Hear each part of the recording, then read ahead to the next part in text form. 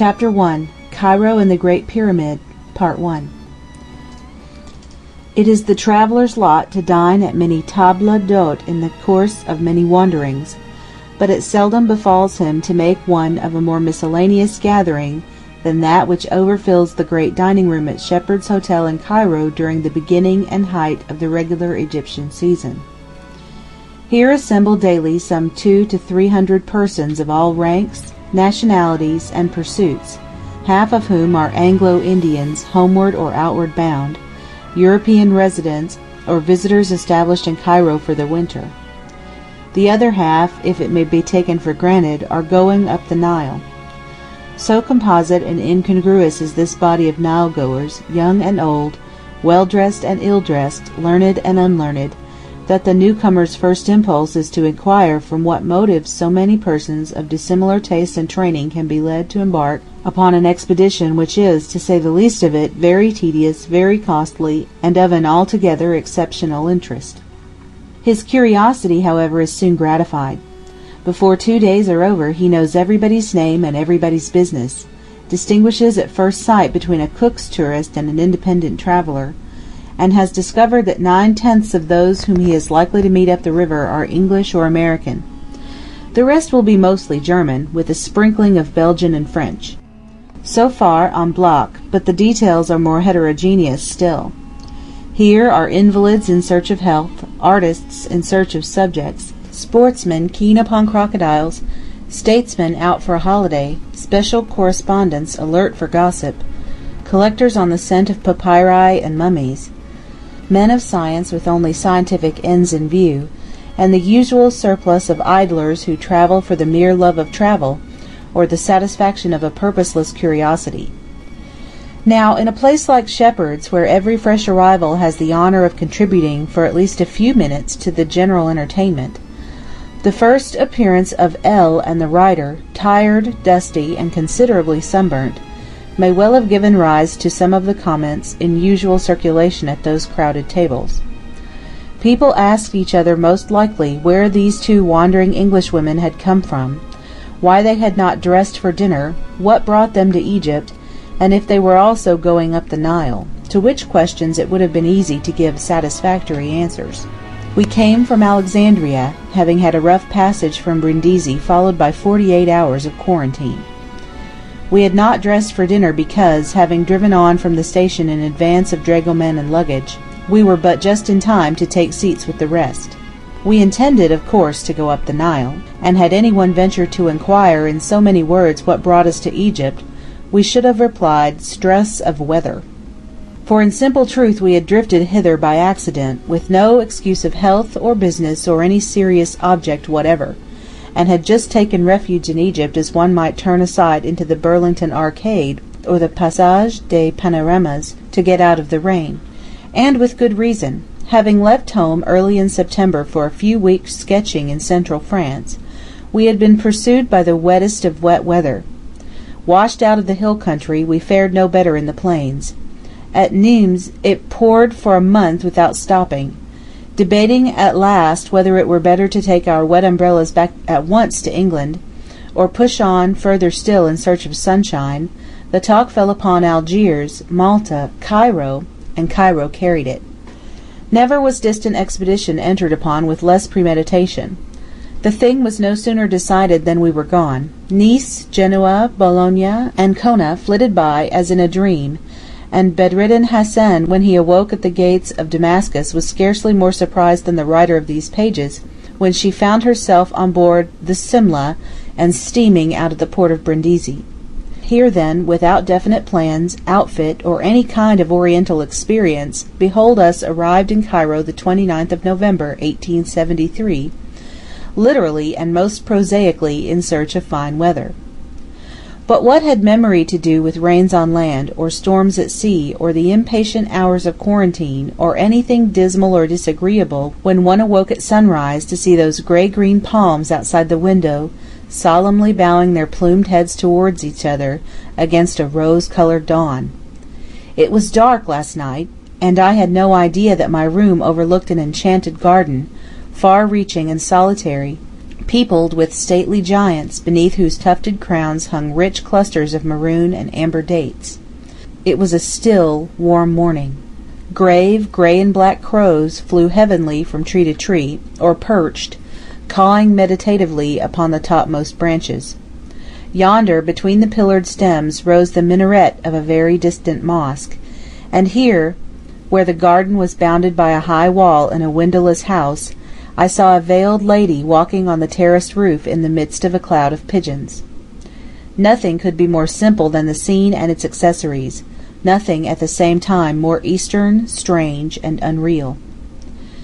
But in order thoroughly to enjoy an overwhelming, ineffaceable first impression of Oriental out-of-doors life, one should begin in Cairo with a day in the native bazaars, neither buying, nor sketching, nor seeking information, but just taking in scene after scene with its manifold combinations of light and shade, color, costume, and architectural detail. Every shop front, every street corner, every turbaned group is a ready-made picture. The old Turk who sets up his cake stall in the recess of a sculptured doorway, the donkey boy with his gaily caparisoned ass waiting for customers, the beggar asleep on the steps of the mosque, the veiled woman filling her water jar at the public fountain, they all look as if they had been put there expressly to be painted. Nor is the background less picturesque than the figures. The houses are high and narrow. The upper stories project, and from these again jut windows of delicate turned latticework in old brown wood, like big bird cages. The street is roofed in overhead with long rafters and pieces of matting, through which a dusty sunbeam struggles here and there, casting patches of light upon the moving crowd. The unpaved thoroughfare, a mere lane full of ruts and watered profusely twice or thrice a day, is lined with little wooden shop fronts, like open cabinets full of shelves, where the merchants sit cross-legged in the midst of their goods, looking out at the passers-by and smoking in silence. Meanwhile the crowd ebbs and flows unceasingly, a noisy, changing, restless, party-colored tide, half European, half Oriental, on foot, on horseback, and in carriages. Here are Syrian dragomans in baggy trousers and braided jackets, barefoot Egyptian fellaheen in ragged blue shirts and felt skullcaps, Greeks in absurdly stiff white tunics, like walking pen-wipers, Persians with high metre-like caps of dark woven stuff, swarthy Bedouins in flowing garments, creamy white with chocolate stripes a foot wide, and head shawl of the same bound about the brow with a fillet of twisted camel's hair. Englishmen in palm-leafed hats and knickerbockers, dangling their long legs across almost invisible donkeys. Native women of the poorer class in black veils that leave only the eyes uncovered, and long trailing garments of dark blue and black striped cotton. Dervishes in patchwork coats, their matted hair streaming from under fantastic headdresses. Blue-black Abyssinians with incredibly slender, bowed legs like attenuated ebony balustrades. Armenian priests, looking exactly like Portia as the doctor, in long black gowns and high square caps. Majestic ghosts of Algerine Arabs all in white, mounted janissaries with jingling sabres and gold-embroidered jackets. Merchants, beggars, soldiers, boatmen, laborers, workmen, in every variety of costume and of every shade of complexion from fair to dark, from tawny to copper color, from deepest bronze to bluest black. Now a water carrier goes by, bending under the weight of his newly replenished goatskin, the legs of which being tied up, the neck fitted with a brass cock, and the hair left on, looks horribly bloated and lifelike. Now comes a sweetmeat vendor with a tray of that gummy compound known to English children as lumps of delight, and now an Egyptian lady on a large grey donkey led by a servant with a showy sabre at his side. The lady wears a rose-colored silk dress and white veil, besides a black silk outer garment, which, being cloak, hood, and veil all in one, fills out with the wind as she rides, like a balloon. She sits astride, her naked feet in their violet velvet slippers just resting on the stirrups. She takes care to display a plump brown arm laden with massive gold bracelets, and to judge by the way in which she uses a pair of liquid black eyes, would not be sorry to let her face be seen also. Nor is the steed less well dressed than his mistress. His close-shaven legs and hindquarters are painted in blue and white zigzag, picked out with bands of pale yellow. His high pommelled saddle is resplendent with velvet and embroidery, and his headgear is all tags, tassels, and fringes. Such a donkey as this is worth from 60 to 100 pounds sterling. Next passes an open barouche full of laughing Englishwomen, or a grave provincial sheikh all in black riding a handsome bay Arab, demi-sang, or an Egyptian gentleman in European dress and Turkish fez, driven by an English groom in an English phaeton. Before him, wand in hand, bare-legged, eager-eyed, in Greek skullcap and gorgeous gold-embroidered waistcoat and fluttering white tunic, flies a native sais, or running footman. No person of position drives in Cairo without one or two of these attendants. The sais, strong, light, and beautiful like John of Bologna's Mercury, are said to die young. The pace kills them.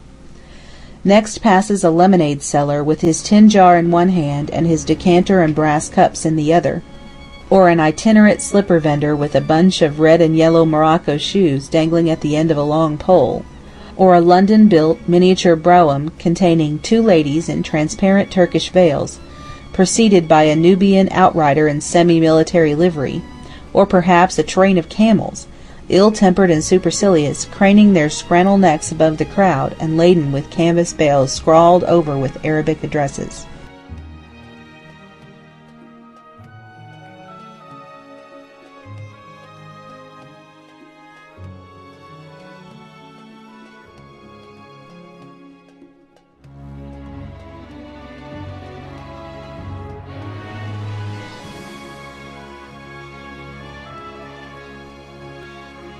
A Thousand Miles Up the Nile by Amelia B. Edwards. Chapter 1. Cairo and the Great Pyramid, Part 2. But the Egyptian, Arab, and Turkish merchants, whether mingling in the general tide or sitting on their counters, are the most picturesque personages in all this busy scene. They wear ample turbans, for the most part white, long vests of striped Syrian silk reaching to the feet, and an outer robe of braided cloth or cashmere. The vest is confined round the waist by a rich sash, and the outer robe or gibba is generally of some beautiful degraded color, such as maize, mulberry, olive, peach, sea green, salmon pink, sienna brown, and the like. That these stately beings should vulgarly buy and sell, instead of reposing all their lives on luxurious divans and being waited on by beautiful Circassians, seems altogether contrary to the eternal fitness of things. Here, for instance, is a Grand Vizier in a gorgeous white and amber satin vest, who condescends to retail pipe bowls. Dull red clay pipe bowls of all sizes and prices. He sells nothing else, and has not only a pile of them on the counter, but a bin full at the back of his shop. They are made at Siout in Upper Egypt, and may be bought at the Algerine shops in London almost as cheaply as in Cairo. Another majestic pasha deals in brass and copper vessels, drinking cups, basins, ewers, trays, incense burners, chafing dishes, and the like, some of which are exquisitely engraved with arabesque patterns or sentences from the poets. A third sells silk from the looms of Lebanon and gold and silver tissues from Damascus. Others again sell old arms, old porcelain, old embroideries, second-hand prayer carpets, and quaint little stools and cabinets of ebony inlaid with mother of pearl. Here, too, the tobacco merchant sits behind a huge cake of latakia as big as his own body, and the sponge merchant smokes his long chibouque in a bower of sponges. Most amusingly of all, however, are those bazaars in which each trade occupies its separate quarter. You pass through an old stone gateway or down a narrow turning, and find yourself amid a colony of saddlers stitching, hammering, punching, riveting. You walk up one alley and down another, between shop fronts hung round with tasselled headgear and humpbacked saddles of all qualities and colours. Here are ladies' saddles, military saddles, donkey saddles, and saddles for great officers of state. Saddles covered with red leather, with crimson and violet velvet, with maroon and grey and purple cloth. Saddles embroidered with gold and silver, studded with brass-headed nails, or trimmed with braid. another turn or two, and you are in the slipper bazaar, walking down avenues of red and yellow Morocco slippers, the former of home manufacture, the latter from Tunis. Here are slippers with pointed toes, turned-up toes, and toes as round and flat as horseshoes, walking slippers with thick soles, and soft yellow slippers to be worn as inside socks, which have no soles at all. These absurd little scarlet bluchers with tassels are for little boys, the brown Morocco shoes are for grooms, the velvet slippers embroidered with golden beads and seed pearls are for wealthy harems, and are sold at prices varying from 5 shillings to £5 the pair. The carpet bazaar is of considerable extent and consists of a network of alleys and counter-alleys opening off to the right of the Muski, which is the Regent Street of Cairo. The houses in most of these alleys are rich in antique lattice windows and Saracenic doorways. One little square is tapestried all around with Persian and Syrian rugs, Damascus saddlebags, and Turkish prayer carpets. The merchants sit and smoke in the midst of their goods, and up in one corner an old kawaji, or coffee seller, plies his humble trade. He has set up his little stove and hanging shelf beside the doorway of a dilapidated khan, the walls of which are faced with arabesque panellings in old carved stone. It is one of the most picturesque bits in Cairo. The striped carpets of Tunis, the dim grey and blue, or grey and red fabrics of Algiers, the shaggy rugs of Laodicea and Smyrna, the rich blues and greens and subdued reds of Turkey, and the wonderfully varied, harmonious patterns of Persia, have each their local habitation in the neighbouring alleys. One is never tired of traversing these half-lighted avenues, all aglow with gorgeous colour and peopled with figures that come and go like the actors in some Christmas piece of Oriental pageantry. In the Khan Khalil, the place of the gold and silversmith's bazaar, there is found, on the contrary, scarcely any display of goods for sale. The alleys are so narrow in this part that 2 persons can with difficulty walk in them abreast, and the shops, tinier than ever, are mere cupboards, with about 3 feet of frontage. The back of each cupboard is fitted with tiers of little drawers and pigeonholes, and in front is a kind of matted stone step, called a mastaba, which serves for seat and counter. The customer sits on the edge of the mastaba, the merchant squats, cross-legged, inside. In this position he can, without rising, take out drawer after drawer, and thus the space between the two becomes piled with gold and silver ornaments. These differ from each other only in the metal, the patterns being identical, and they are sold by weight, with a due margin for profit. In dealing with strangers who do not understand the Egyptian system of weights, silver articles are commonly weighed against rupees or 5-franc pieces, and gold articles against Napoleons or sovereigns. The ornaments made in Cairo consist chiefly of chains and earrings, anklets, bangles, necklaces strung with coins or tusk-shaped pendants, amulet cases of filigree or repoussé work, and penannular bracelets of rude execution, but rich and ancient designs. As for the merchants, their civility and patience are inexhaustible. One may turn over their whole stock, try on all their bracelets, go away again and again without buying, and yet be always welcomed and dismissed with smiles. L. and the writer spent many an hour practising Arabic in the Khan Khalil, without, it is to be feared, a corresponding degree of benefit to the merchants. There are many other special bazaars in Cairo, as the sweetmeat bazaar, the hardware bazaar, the tobacco bazaar, the sword mounters and coppersmiths' bazaars, the Moorish bazaar, where fez calves, burnouses, and Barbary goods are sold, and some extensive bazaars for the sale of English and French muslins and Manchester cotton goods, but these last are, for the most part, of inferior interest. Among certain fabrics manufactured in England expressly for the Eastern market, we observed a most hideous printed muslin representing small black devils capering over a yellow ground, and we learned that it was much in favour for children's dresses. But the bazaars, however picturesque, are far from being the only sights of Cairo. There are mosques in plenty, grand old Saracenic gates, ancient Coptic churches, the Museum of Egyptian Antiquities, and within driving distance the tombs of the Caliphs, Heliopolis, the Pyramids, and the Sphinx. To remember in what order the present traveller saw these things would now be impossible, for they lived in a dream, and we were at first too bewildered to catalogue their impressions very methodically. Some places they were for the present obliged to dismiss with only a passing glance, others had to be wholly deferred till their return to Cairo. Meanwhile, our first business was to look at dahabiyas, and the looking at dahabiyas compelled us constantly to turn our steps and thoughts in the direction of Bulak, a desolate place by the river, where some 200 or 300 Nile boats lay moored for hire. Now, most persons know something of the miseries of house hunting, but only those who have experienced them know how much keener are the miseries of dahabiya hunting. It is more bewildering and more fatiguing, and is beset by its own special and peculiar difficulties. The boats, in the first place, are built on the same plan, which is not the case with houses, and except as they run bigger or smaller, cleaner or dirtier, are as like each other as twin oysters. The same may be said of their captains, with the same difference, for to a person who has been only a few days in Egypt, one black or copper-colored man is exactly like every other black or copper-colored man. Then each rais, or captain, displays the certificates given to him by former travellers, and these certificates, being apparently in active circulation, have a mysterious way of turning up again and again on board different boats and in the hands of different claimants. Nor is this all.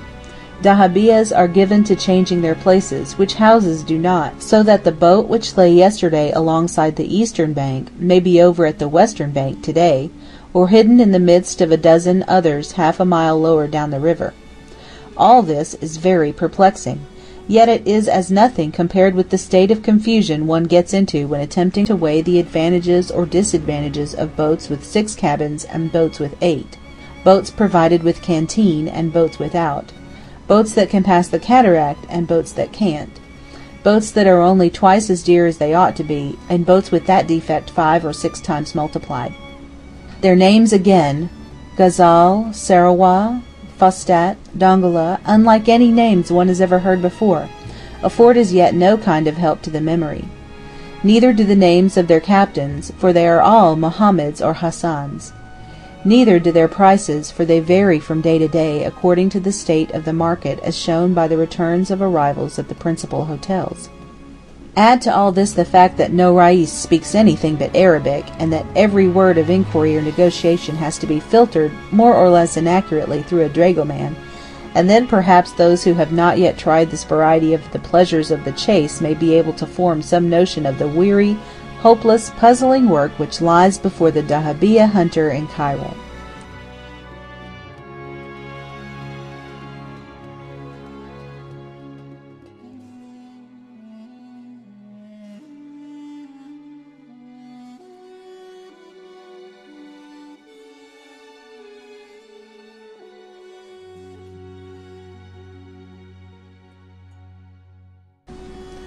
A Thousand Miles Up the Nile by Amelia B. Edwards. Chapter 1. Cairo and the Great Pyramid, Part 3.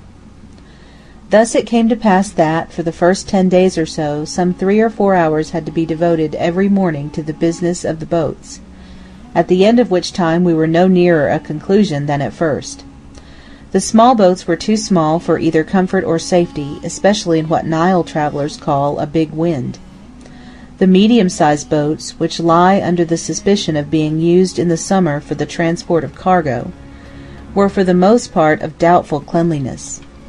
The largest boats, which alone seemed unexceptionable, contained from 8 to 10 cabins, besides 2 saloons, and were obviously too large for a party consisting of only L, the writer, and a maid.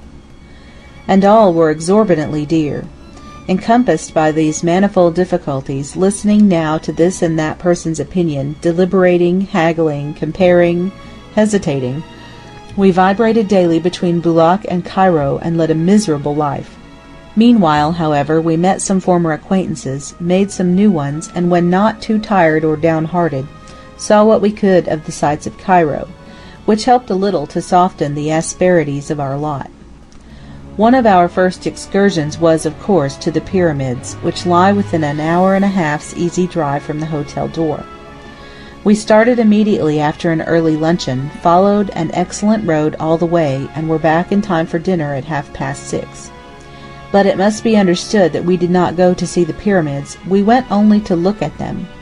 Later on, having meanwhile been up the Nile and back, and gone through months of training, we came again not only with due leisure, but also with some practical understanding of the manifold phases through which the arts and architecture of Egypt had passed, since those far-off days of Cheops and Khephren. Then only we can be said to have seen the pyramids. Until we arrived at that stage of our pilgrimage, it will be well to defer everything like a detailed account of them or their surroundings. Of this first brief visit, enough therefore a brief record. The first glimpse that most travelers now get of the pyramids is from the window of the railway carriage as they come from Alexandria, and it is not impressive. It does not take one's breath away, for instance, like a first sight of the Alps from the high level of the Neufchâtel line, or the outline of the Acropolis at Athens as one first recognizes it from the sea. The well-known triangular forms look small and shadowy, and are too familiar to be in any way startling. And the same, I think, is true of every distant view of them, that is, of every view which is too distant to afford the means of scaling them against other objects. It is only in approaching them and observing how they grow with every foot of the road that one begins to feel they are not so familiar after all. But when at last the edge of the desert is reached, and the long sand slope climbed, and the rocky platform gained, and the great pyramid in all its unexpected bulk and majesty towers close above one's head, the effect is as sudden as it is overwhelming. It shuts out the sky and the horizon. It shuts out all the other pyramids. It shuts out everything but the sense of awe and wonder. Now, too, one discovers that it was with the forms of the pyramids, and only their forms, that one had been acquainted all those years past. Of their surface, their color, their relative position, their number, to say nothing of their size, one had hitherto entertained no kind of definite plan. The most careful study of plans and measurements, the clearest photographs, the most elaborate descriptions, had done little or nothing, after all, to make one know the place beforehand. This undulating tableland of sand and rock, pitted with open graves and cumbered with mounds of shapeless masonry, is wholly unlike the desert of our dreams. The pyramids of Cheops and Khephren are bigger than we had expected. The pyramid of Mycerinus is smaller. Here, too, are 9 pyramids instead of 3. They are all entered in the plans and mentioned in the guidebooks, but somehow one is unprepared to find them there, and cannot help looking upon them as intruders. These 6 extra pyramids are small and greatly dilapidated. One, indeed, is little more than a big cairn. Even the Great Pyramid puzzles us with an unexpected sense of unlikeness. We know, and have known from childhood, that it was stripped of its outer blocks some 500 years ago to build Arab mosques and palaces. But the rugged, rock-like aspect of that giant staircase takes us by surprise, nevertheless. Nor does it look like a partial ruin, either. It looks as if it had been left unfinished, and as if the workmen might be coming back tomorrow morning. The color again is a surprise. Few persons can be aware beforehand of the rich, tawny hue that Egyptian limestone assumes after ages exposed to the blaze of an Egyptian sky.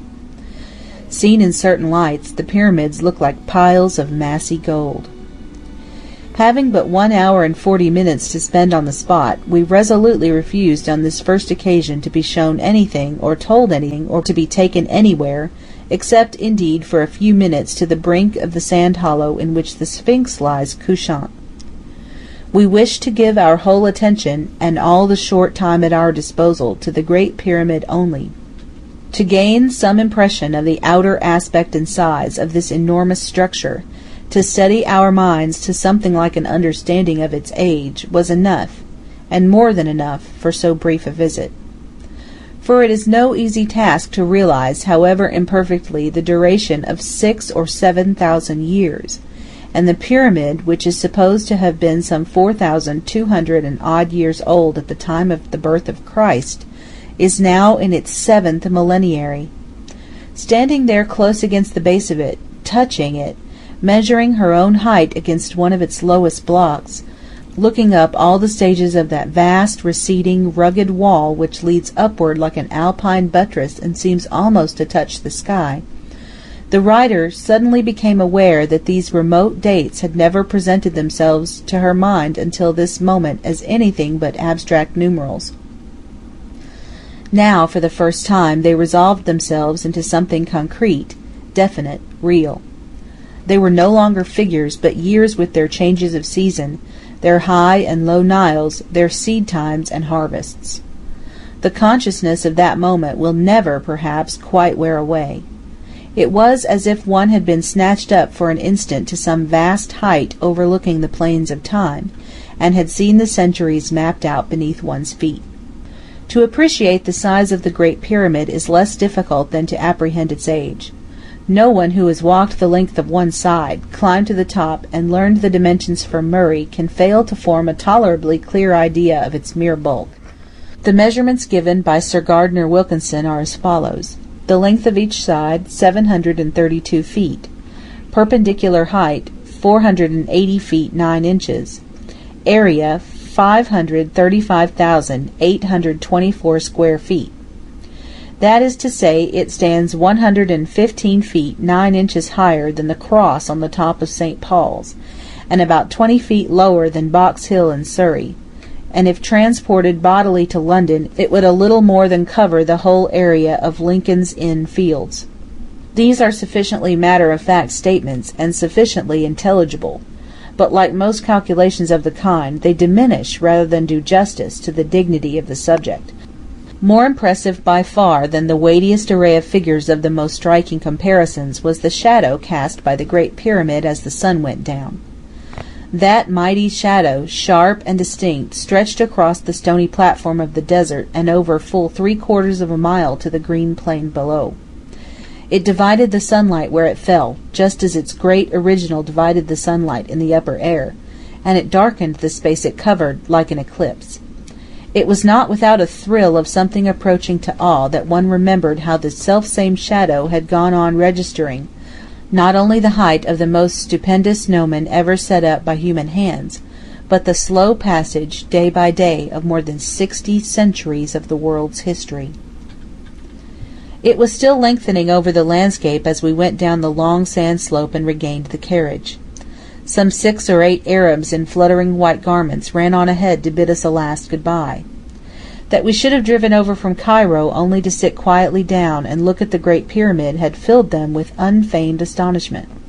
With such energy and dispatch as the modern traveller uses, we might have been to the top, and seen the Temple of the Sphinx, and done 2 or 3 of the principal tombs in the time.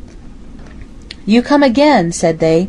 "Good Arabs show you everything. You see nothing this time." So, promising to return ere long, we drove away, well content, nevertheless, with the way in which our time had been spent. The Pyramid Bedouins have been plentifully abused by travellers and guide-books, but we found no reason to complain of them now or afterwards. They neither crowded round us, nor followed us, nor importuned us in any way.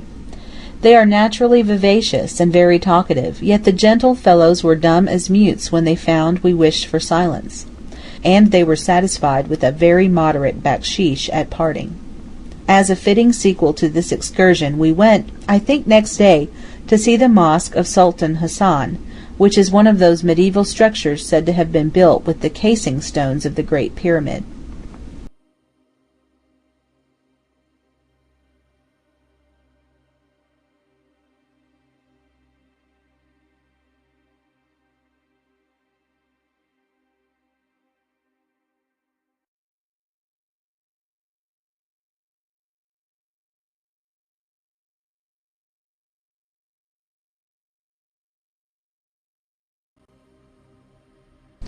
A Thousand Miles Up the Nile by Amelia B. Edwards. Chapter 2. Cairo and the Mecca Pilgrimage. Part 1. The Mosque of Sultan Hassan, confessedly the most beautiful in Cairo, is also perhaps the most beautiful in the Muslim world. It was built at just that happy moment when Arabian art in Egypt, having ceased merely to appropriate or imitate, had at length evolved an original architectural style out of the heterogeneous elements of Roman and early Christian edifices. The mosques of a few centuries earlier, as for instance that of Toulon, which marks the first departure from the old Byzantine model, consisted of little more than a courtyard with colonnades leading to a hall supported on a forest of pillars. A little more than a century later, and the national style had already experienced the beginnings of that prolonged eclipse which finally resulted in the bastard Neo-Byzantine Renaissance represented by the Mosque of Mehemet Ali. But the Mosque of Sultan Hassan, built 97 years before the taking of Constantinople, may justly be regarded as the highest point reached by Saracenic art in Egypt, after it had used up the Greek and Roman material of Memphis, and before its newborn originality became modified by influences from beyond the Bosphorus.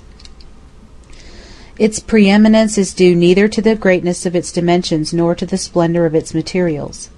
It is neither so large as the great mosque at Damascus, nor so rich in costly marbles as St. Sophia in Constantinople, but in design, proportion, and a certain lofty grace impossible to describe, it surpasses these, and every other mosque, whether original or adapted, with which the writer is acquainted. The whole structure is purely national. Every line and curve in it, and every inch of detail, is in the best style of the period of the Arabian school. And above it, it was designed expressly for its present purpose.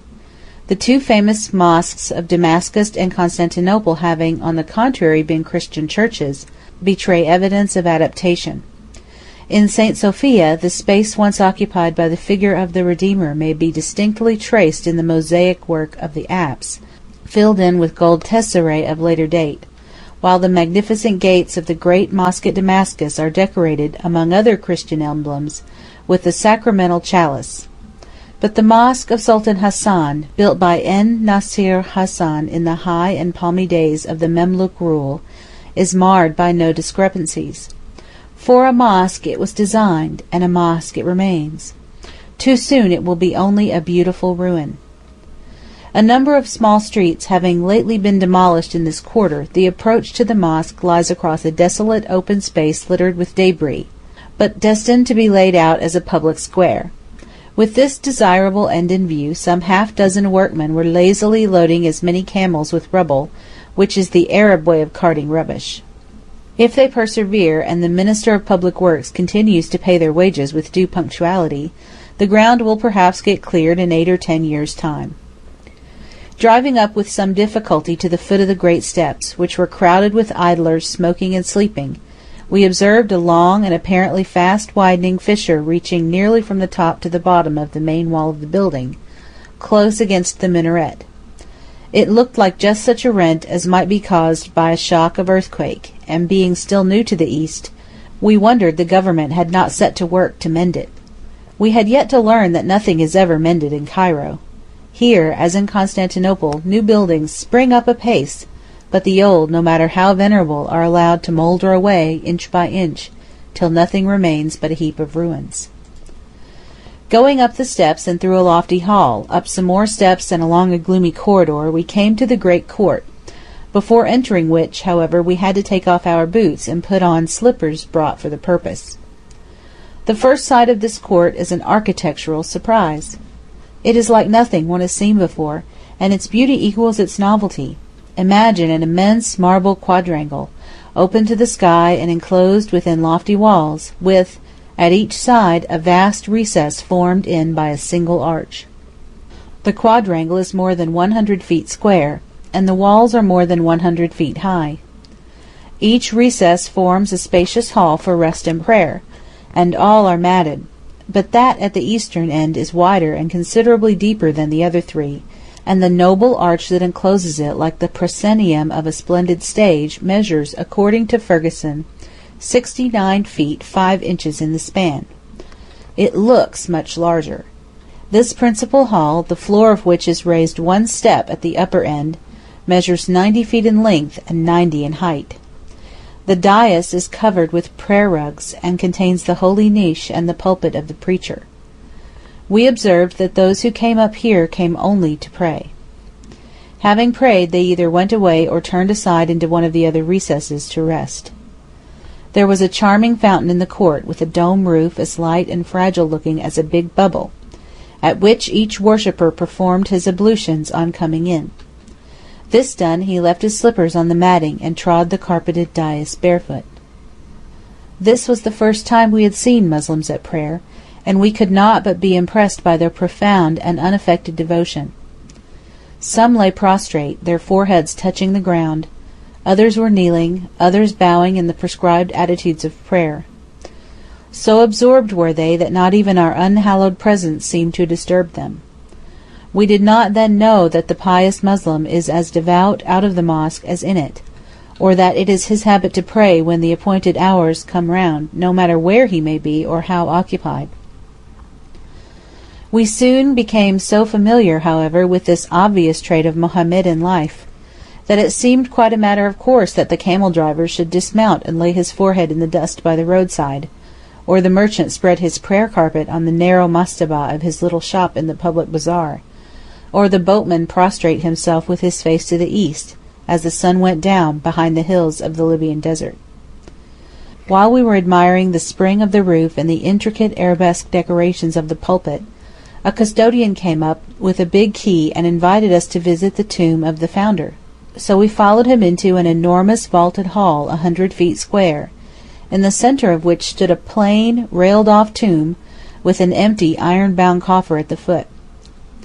We afterwards learned that for 500 years, that is to say, ever since the death and burial of Sultan Hassan, this coffer had contained a fine copy of the Koran, traditionally said to have been written by Sultan Hassan's own hand, but that the Khedive, who is collecting choice and antique Arabic manuscripts, had only the other day sent an order for its removal. Nothing can be bolder or more elegant than the proportions of this noble sepulchral hall, the walls of which are covered with tracery in low relief encrusted with discs and tesserae of turquoise-colored porcelain, while high up, in order to lead off the vaulting of the roof, the corners are rounded by means of recessed clusters of exquisite arabesque woodwork, like pendant stalactites. But the tesserae are fast falling out, and most of their places are vacant, and the beautiful woodwork hangs in fragments, tattered and cobwebbed, like time-worn banners which the first touch of a brush would bring down. Going back again from the tomb to the courtyard, we everywhere observed traces of the same dilapidation. The fountain, once a miracle of Saracenic ornament, was fast going to destruction. The rich marbles of its basement were cracked and discolored, its stuccoed cupola was flaking off piecemeal, its enamels were dropping out, its lace-like wood traceries shredding away by inches. Presently a tiny brown and golden bird perched with pretty confidence on the brink of the basin, and having splashed and drunk and preened its feathers like a true believer at his ablutions, flew to the top of the cupola and sang deliciously. All else was profoundly still. Large spaces of light and shadow divided the quadrangle. The sky showed overhead as a square opening of burning solid blue, while here and there, reclining, praying, or quietly occupied, a number of turbaned figures were picturesquely scattered over the matted floors of the open halls round. Yonder sat a tailor cross-legged, making a waistcoat. Near him, stretched on his face at full length, sprawled a basket-maker with his half-woven basket and bundle of rushes beside him. And here, close against the main entrance, lay a blind man and his dog, the master asleep, the dog keeping watch.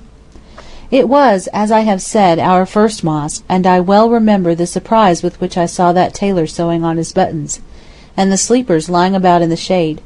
We did not then know that a Mohammedan mosque is as much a place of rest and refuge as of prayer, or that the houseless Arab may take shelter there by night or day as freely as the birds may build their nests in the cornice, or the blind man's dog may share the cool shade with his sleeping master. From the mosque of this Memluk sovereign it is but a few minutes uphill drive to the mosque of Mehemet Ali, by whose orders the last of that royal race were massacred just 64 years ago.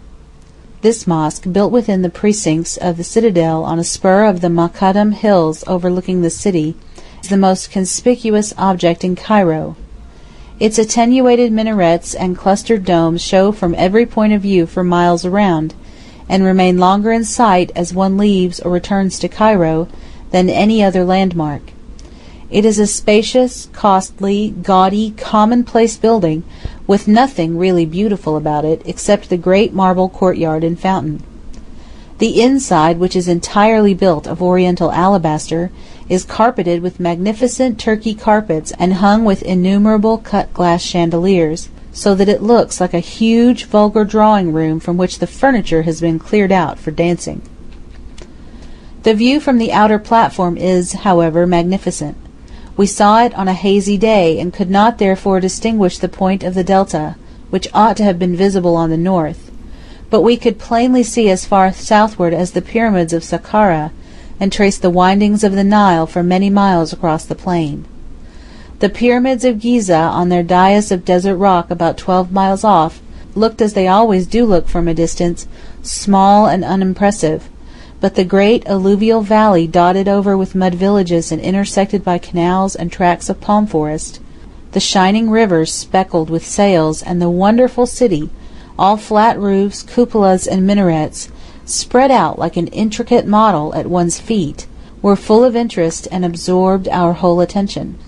Looking down upon it from this elevation, it is easy to believe that Cairo contains 400 mosques, as it is to stand on the brow of the Pincio and believe in the 365 churches of modern Rome. As we came away, they showed us the place in which the Memluk nobles, 470 in number, were shot down like mad dogs in a trap, that fatal 1st of March, A.D. 1811. We saw the upper gate which was shut behind them as they came out from the presence of the Pasha, and the lower gate which was shut before them to prevent their egress. The walls of the narrow roadway in which the slaughter was done are said to be pitted with bullet marks, but we would not look for them.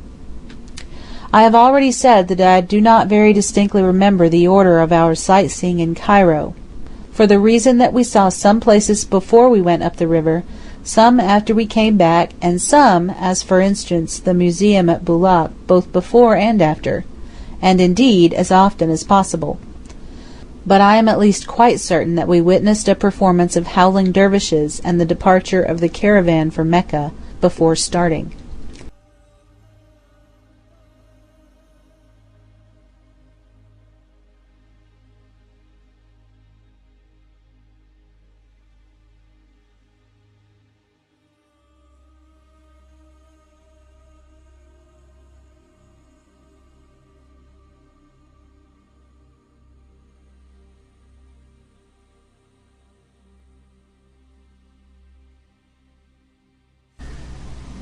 A Thousand Miles Up the Nile by Amelia B. Edwards.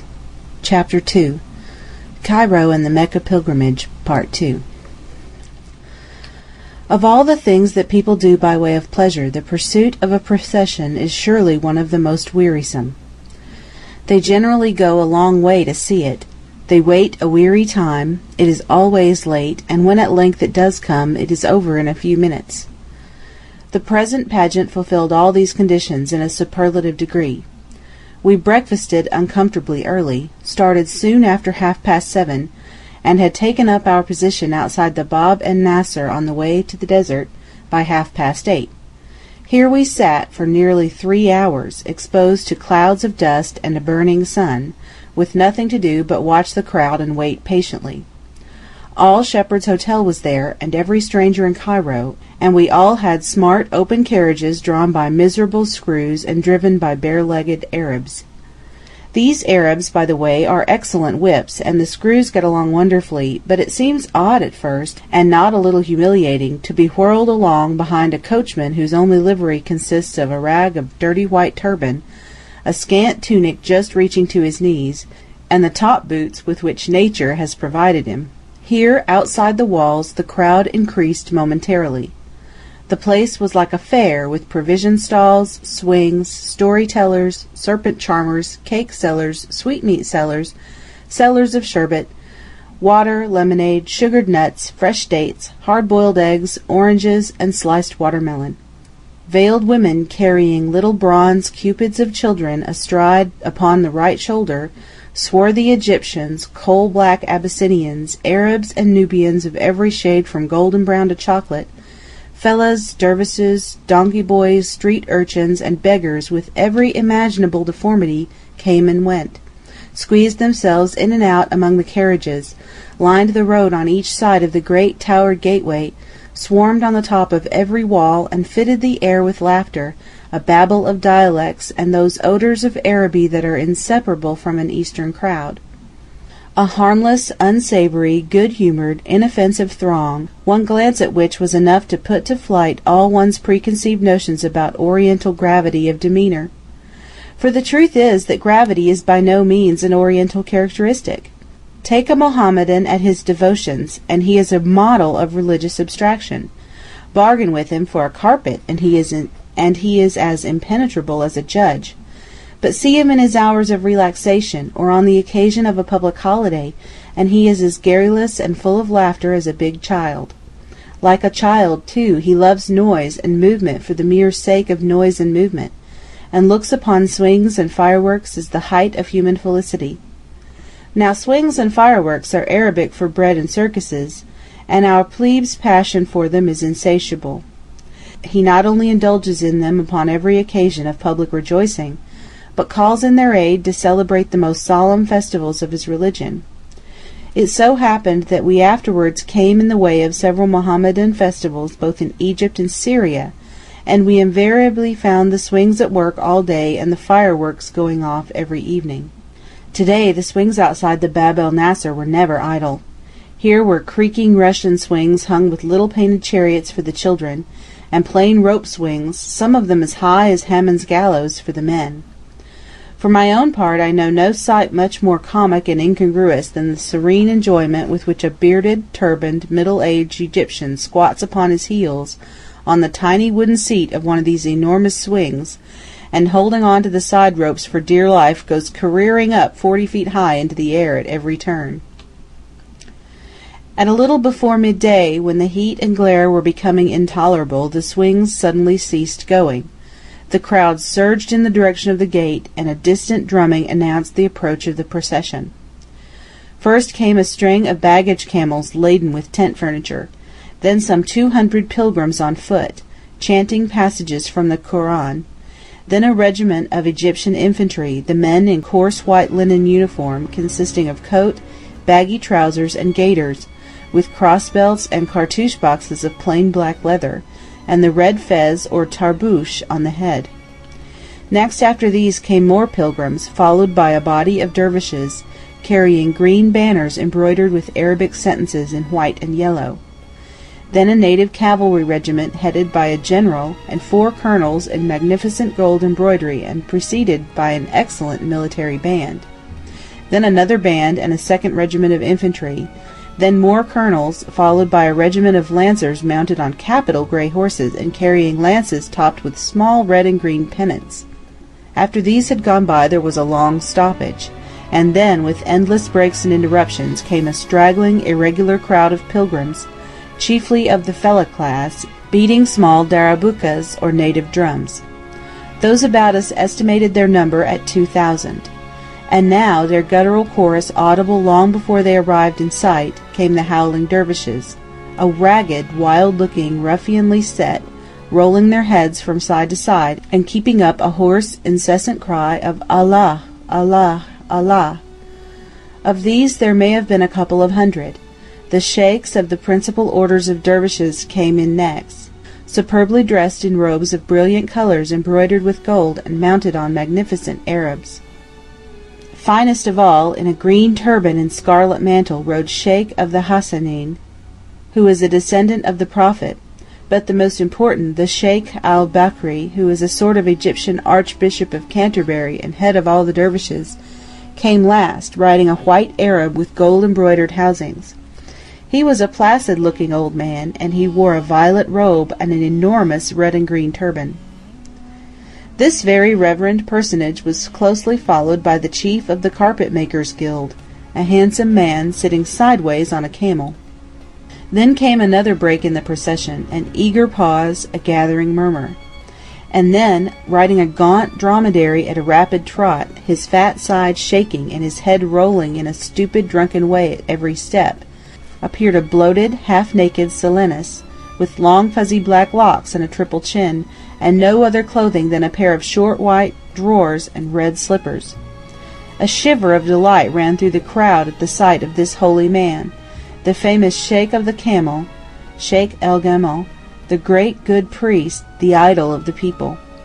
We afterwards learned that this was his 20th pilgrimage, and that he was supposed to fast, roll his head, and wear nothing but this pair of loose drawers all the way to and from Mecca. But the crowning excitement was yet to come, and the rapture with which the crowd had greeted the Sheikh El Gamal was as nothing compared with their ecstasy when the Mahmal, preceded by another group of mounted officers and borne by a gigantic camel, was seen coming through the gateway. The women held up their children, the men swarmed up the scaffolding of the swings and behind the carriages. They screamed, they shouted, they waved handkerchiefs and turbans. They were beside themselves with excitement. Meanwhile the camel, as if conscious of the dignity of his position and the splendor of his trappings, came on slowly and ponderously with his nose in the air, and passed close before our horses' heads. We could not possibly have had a better view of the Mahmal, which is nothing but a sort of cage or pagoda of gilded tracery very richly decorated. In the days of the Mamluks, the Mahmal represented the litter of the Sultan, and went empty, like a royal carriage at a public funeral, but we were told that it now carried the tribute carpet sent annually by the carpet makers of Cairo to the tomb of the Prophet. This closed the procession. As the camel passed, the crowd surged in, and everything like order was at an end. The carriages all made at once for the gate, so meeting the full tide of the outpouring crowd and causing unimaginable confusion. Some stuck in the sand halfway, our own among the number, and all got into an inextricable block in the narrow part just outside the gate. Hereupon the drivers abused each other, and the crowd got impatient, and some Europeans got pelted. Coming back, we met 2 or 3 more regiments. The men, both horse and foot, seemed fair average specimens, and creditably disciplined. They rode better than they marched, which was to be expected. The uniform is the same for cavalry and infantry throughout the service, the only difference being that the former wear short black riding boots, and the latter zouave gaiters of white linen. They are officered up to a certain point by Egyptians, but the commanding officers and the staff, among whom are enough colonels and generals to form an ordinary regiment, are chiefly Europeans and Americans.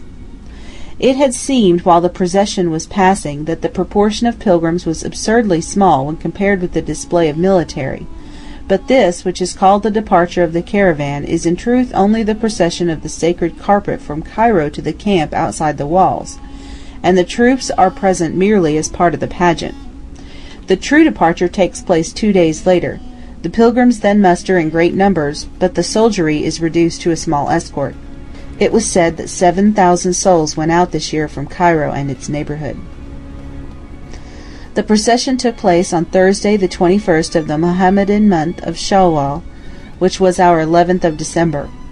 The next day, Friday, being the Mohammedan Sabbath, we went to the convent of the Howling Dervishes, which lies beyond the walls in a quiet nook between the riverside and the part known as Old Cairo. We arrived a little after 2, and passing through a courtyard shaded by a great sycamore, were ushered into a large, square, whitewashed hall, with a dome roof and a neatly matted floor. The place in its arrangements resembled none of the mosques that we had yet seen. There was, indeed, nothing to arrange, no pulpit, no holy niche, no lamps, no prayer carpets, nothing but a row of cane-bottomed chairs at one end, some of which were already occupied by certain of our fellow guests at Shepherd's Hotel. A party of some 40 or 50 wild-looking dervishes were squatting in a circle at the opposite side of the hall, their outer kuftans and queer pyramidal hats lying in a heap close by. Being accommodated with chairs among the other spectators, we waited for whatever might happen. More dervishes and more English dropped in from time to time. The new dervishes took off their caps and sat down among the rest, laughing and talking together at their ease. The English sat in a row, shy, uncomfortable, and silent, wondering whether they ought to behave as if they were in church, and mortally ashamed of their feet. For we had all been obliged to take off or cover our boots before going in, and those who had forgotten to bring slippers had their feet tied up in pocket handkerchiefs. A long time went by thus.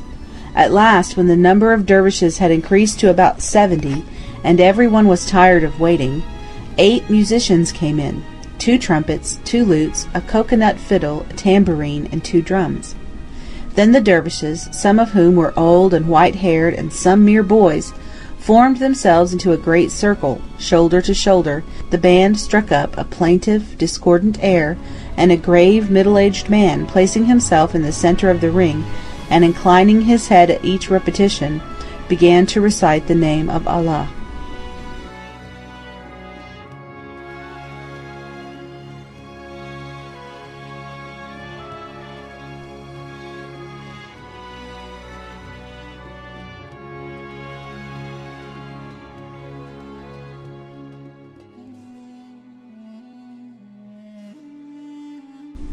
A Thousand Miles Up the Nile by Amelia B. Edwards. Chapter 2. Cairo and the Mecca Pilgrimage. Part 3. Softly at first, and one by one, the dervishes took up the chant, Allah, Allah, Allah. Their heads and their voices rose and fell in unison. The dome above gave back a hollow echo. There was something strange and solemn in the ceremony. Presently, however, the trumpets brayed louder, the voices grew hoarser, the heads bowed lower, the name of Allah rang out faster and faster, fiercer and fiercer. The leader, himself cool and collected, began sensibly accelerating the time of the chorus, and it became evident that the performers were possessed by a growing frenzy. Soon the whole circle was madly rocking to and fro, the voices rose to a hoarse scream, and only the trumpets were audible above the din. Now and then a dervish would spring up convulsively some 3 or 4 feet above the heads of the others, but for the most part they stood firmly rooted to one spot, now bowing their heads almost to their feet, now flinging themselves so violently back that we, standing behind, could see their faces foreshortened upside down, and this with such incredible rapidity that their long hair had scarcely time either to rise or fall, but remained as if suspended in mid-air. Still the frenzy mounted, still the pace quickened. Some shrieked, some groaned, some, unable to support themselves any longer, were held up in their places by the bystanders. All were mad for the time being. Our own heads seemed to be going round at last, and more than one of the ladies present looked longingly towards the door. It was in truth a horrible sight, and needed only darkness and torchlight to be quite diabolical. At length, just as the fury was at its height and the very building seemed to be rocking to and fro above our heads, one poor wretch staggered out of the circle and fell writhing and shrieking close against our feet. At the same moment the leader clapped his hands, the performers, panting and exhausted, dropped into a sitting posture, and the first zikr, as it is called, came abruptly to an end. Some few, however, could not stop immediately, but kept on swaying and muttering to themselves, while the one in the fit, having ceased to shriek, lay stiff and straight, apparently in a state of coma. There was a murmur of relief and a simultaneous rising among the spectators. It was announced that another zikr, with the reinforcement of fresh dervishes, would begin soon, but the Europeans had had enough of it, and few remained for the second performance. Going out, we paused beside the poor fellow on the floor and asked if nothing could be done for him. "He is struck by Mohammed," said gravely an Egyptian official who was standing by. At that moment the leader came over, knelt down beside him, touched him lightly on the head and breast, and whispered something in his ear. The man was then quite rigid, and white as death. We waited, however, and after a few more minutes saw him struggle back into a dazed, half-conscious state, when he was helped to his feet and led away by his friends. The courtyard, as we came out, was full of dervishes sitting on cane benches in the shade and sipping coffee. The green leaves rustled overhead, with glimpses of intensely blue sky between, and brilliant patches of sunshine flickered down upon groups of wild-looking, half-savage figures in party-colored garments. It was one of those ready-made subjects that the sketcher passes by with a sigh, but which live in his memory forever. From hence, being within a few minutes' drive of Old Cairo, we went on as far as the Mosque of Amr, an uninteresting ruin standing alone among the rubbish mounds of the first Mohammedan capital of Egypt. It is constructed on the plan of a single quadrangle 225 feet square, surrounded by a covered colonnade, one range of pillars in depth on the west, which is the site of the entrance, 4 on the north, 3 on the south, and 6 on the east, which is the place of prayer, and contains 3 holy niches and the pulpit. The columns, 245 in number, have been brought from earlier Roman and Byzantine buildings. They are of various marbles and have all kinds of capitals. Some, being originally too short, have been stilted on disproportionately high bases, and in one instance the necessary height has been obtained by adding a second capital on the top of the first. We observed one column of that rare black and white speckled marble of which there is a specimen in the pulpit of St. Mark's in Venice, and one of the holy niches contains some fragments of Byzantine mosaics. But the whole building seems to have been put together in a barbarous way, and would appear to owe its present state of dilapidation more to bad workmanship than to time. Many of the pillars, especially on the western side, are fallen and broken. The octagonal fountain in the center is a roofless ruin, and the little minaret at the southeast corner is no longer safe. Apart, however, from its poverty of design and detail, the Mosque of Amr is interesting as a point of departure in the history of Saracenic architecture. It was built by Amr ibn al-As, the Arab conqueror of Egypt, in the 21st year of the Hegira, A.D. 642, just 10 years after the death of Muhammad, and it is the earliest Saracenic edifice in Egypt. We were glad, therefore, to have seen it for this reason, if for no other. But it is a barren, dreary place, and the glare reflected from all sides of the quadrangle was so intense that we were thankful to get away again into the narrow streets beside the river.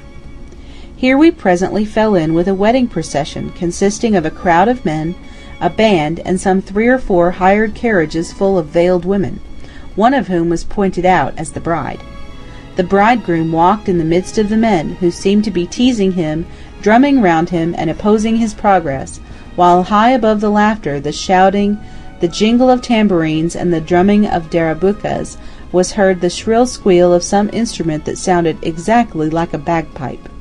It was a brilliant afternoon, and we ended our day's work, I remember, with a drive on the Shubra road and a glance at the gardens of the Khedive's summer palace. The Shubra road is the Champs-Élysées of Cairo, and is thronged every day from 4 to 6:30. Here little sheds of roadside cafes alternate with smart modern villas. Ragged fellaheen on jaded donkeys trot side by side with elegant attachés on high-stepping Arabs, while tourists in hired carriages, Jew bankers in unexceptionable phaetons, veiled harems in London-built broughams, Italian shopkeepers in preposterously fashionable toilettes, grave sheikhs on magnificent Cairo asses, officers in frogged and braided frocks, and English girls in tall hats and close-fitting habits, followed by the inevitable little solemn-looking English groom, pass and repass, proceed and follow each other, in one changing, restless, heterogeneous stream, the like of which is to be seen in no other capital in the world. The sons of the Khedive drive here daily, always in separate carriages and preceded by 4 saises and 4 guards. They are of all ages and sizes, from the hereditary prince, a pale, gentlemanly-looking young man of 4 or 5 and 20, down to one tiny, imperious atom of about 6, who is dressed like a little man and is constantly leaning out of his carriage window and shrilly abusing his coachman. Apart, however, from those who frequent it, the Shubra road is really a fine drive, broad, level, raised some 6 or 8 feet above the cultivated plain, closely planted on both sides with acacias and sycamore fig trees, and reaching straight away for 4 miles out of Cairo, counting from the railway terminus to the summer palace. The carriageway is about as wide as the road across Hyde Park, which connects Bayswater with Kensington, and towards the Shubra end it runs closely beside the Nile. Many of the sycamores are of great size and quite patriarchal girth. Their branches meet overhead nearly all the way, weaving a delicious shade and making a cool tunnel of the long perspective.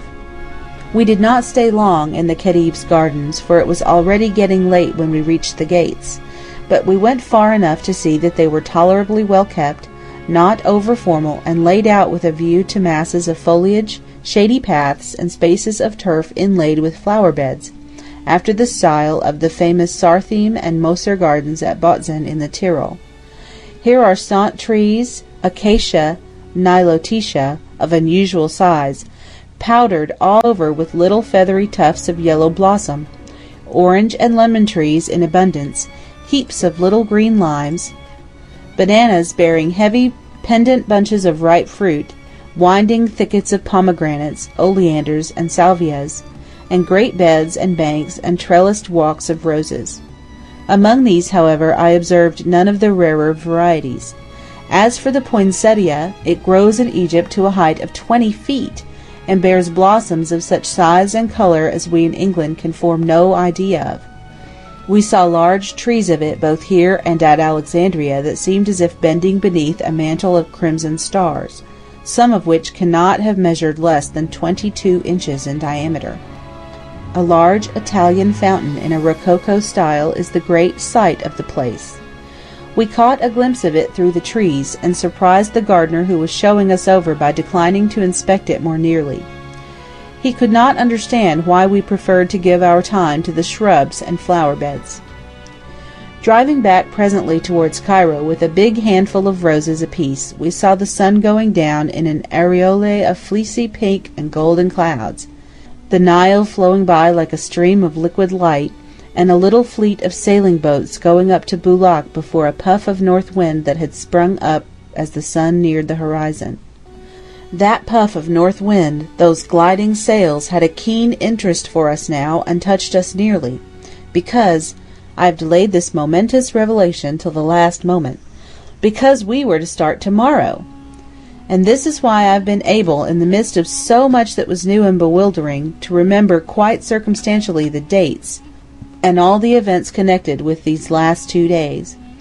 They were to be our last 2 days in Cairo, and tomorrow morning, Saturday the 13th of December, we were to go on board a certain dahabeah now lying off the iron bridge at Boulak, therein to begin that strange aquatic life to which we had been looking forward with so many hopes and fears, and towards which we had been steering through so many preliminary difficulties.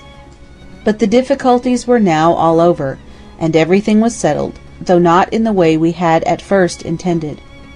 For in place of a small boat we had secured one of the largest on the river, and instead of going alone we had decided to throw our lot in with that of 3 other travelers. One of these 3 was already known to the writer. The other 2, friends of the first, were on their way out from Europe, and were not expected in Cairo for another week. We knew nothing of them but their names. Meanwhile L. and the writer, assuming sole possession of the dahabeah, were about to start 10 days in advance, it being their intention to push on as far as Rhoda, the ultimate point then reached by the Nile Railway, and there to await the arrival of the rest of the party. Now Rhoda, more correctly Rhoda, is just 180 miles south of Cairo, and we calculated upon seeing the Saqqara pyramids, the Tura quarries, the tombs of Beni Hassan, and the famous grotto of the Colossus on the sledge, before our fellow travellers should be due. "It depends on the wind, you know," said our dragoman, with a lugubrious smile. We knew that it depended on the wind, but what then? In Egypt the wind is supposed always to blow from the north at this time of the year, and we had a good 10 days at our disposal. The observation was clearly irrelevant.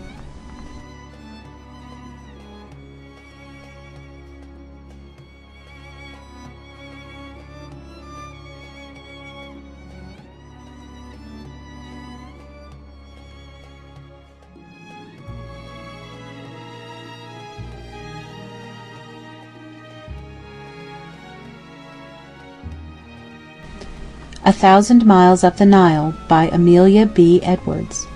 Chapter 3 Cairo to Bedrashein Part 1. A rapid raid into some of the nearest shops for things remembered at the last moment, a breathless gathering up of innumerable parcels, a few hurried farewells on the steps of the hotel, and away we rattle as fast as a pair of raw-boned greys can carry us. For this morning every moment is of value. We are already late. We expect visitors to luncheon on board at midday, and we are to weigh anchor at 2 p.m. Hence our anxiety to reach Boulak before the bridge is opened, that we may drive across to the western bank, against which our dahabeah lies moored. Hence also our mortification when we arrive just in time to see the bridge swing apart, and the first tall mast glide through. Presently, however, when those on the lookout have observed our signals of distress, a smart-looking sandal or jolly boat, decked with gay rugs and cushions, manned by 5 smiling Arabs, and flying a bright little New Union Jack, comes swiftly threading her way in and out among the lumbering barges now crowding through the bridge. In a few more moments we are afloat, for this is our sandal, and these are 5 of our crew, and of the 3 dahabeahs moored over yonder in the shade of the palms, the biggest by far and the trimmest is our dear memorable Philae. Close behind the Philae lies the Bagstones, a neat little dahabeah in the occupation of 2 English ladies who chanced to cross with us in the Simla from Brindisi, and of whom we have seen so much ever since that we regard them by this time as quite old friends in a strange land. I will call them the M.B.'s. The other boat, lying off a few yards ahead, carries the tricolour, and is chartered by a party of French gentlemen. All 3 are to sail to-day. And now we are on board, and have shaken hands with the captain, and are as busy as bees, for there are cabins to put in order, flowers to arrange, and 100 little things to be seen to before the guests arrive. It is wonderful, however, what a few books and roses, an open piano, and a sketch or 2 will do. In a few minutes the comfortless hired look has vanished, and long enough before the first comers are announced the Philae wears an aspect as cosy and homelike as if she had been occupied for a month. As for the luncheon, it certainly surprised the givers of the entertainment quite as much as it must have surprised their guests.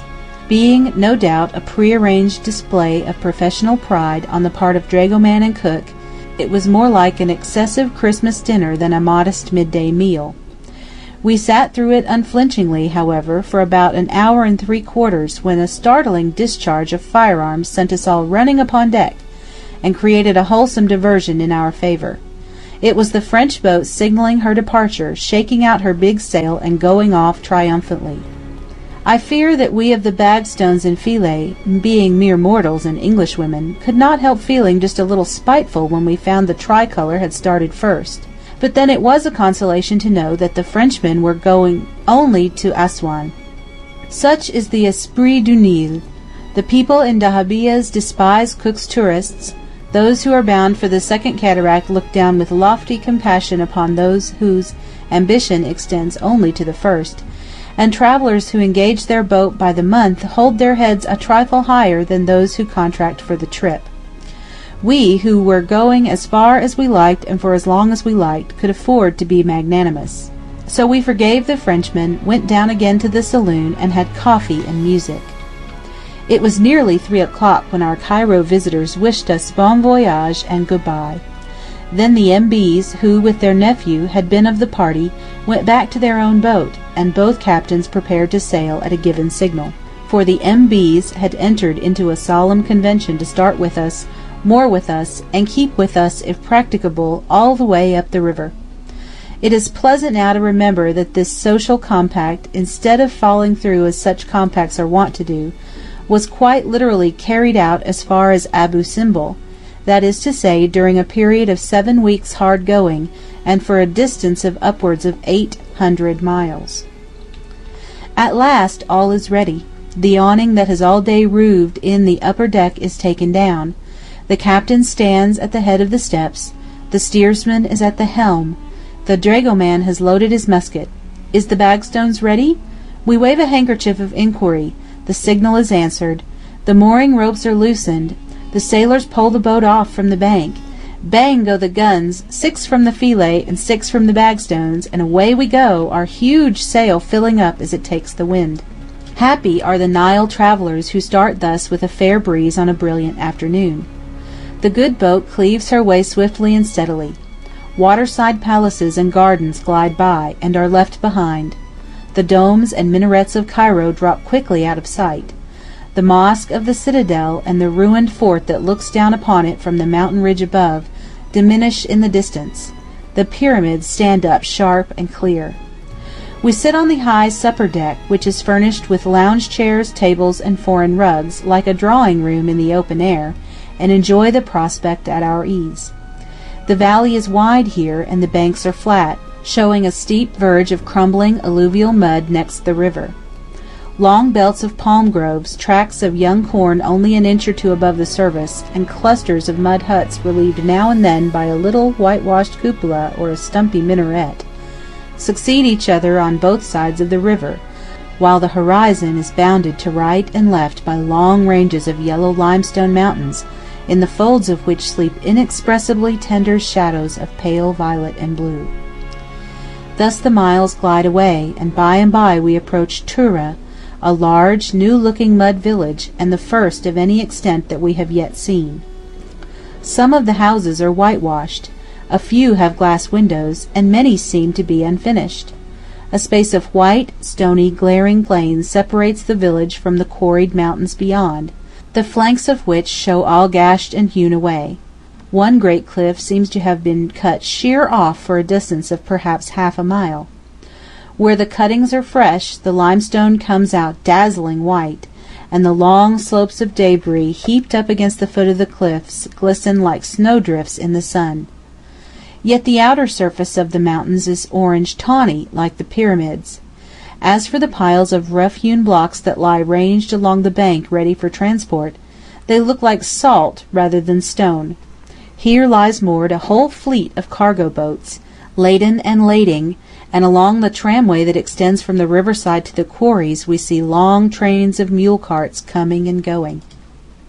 For all the new buildings in Cairo, the Khedive's palaces, the public offices, the smart modern villas, the glaring new streets, the theatres and foot pavements and cafes, all come from these mountains, just as the pyramids did, more than 6,000 years ago.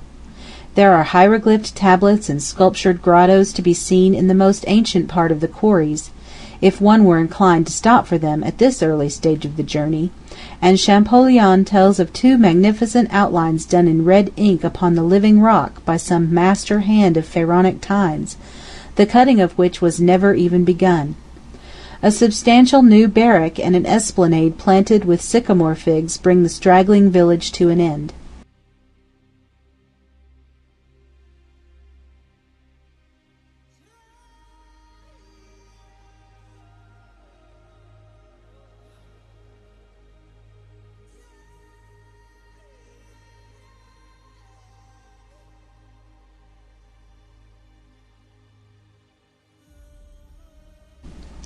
A Thousand Miles Up the Nile by Amelia B. Edwards.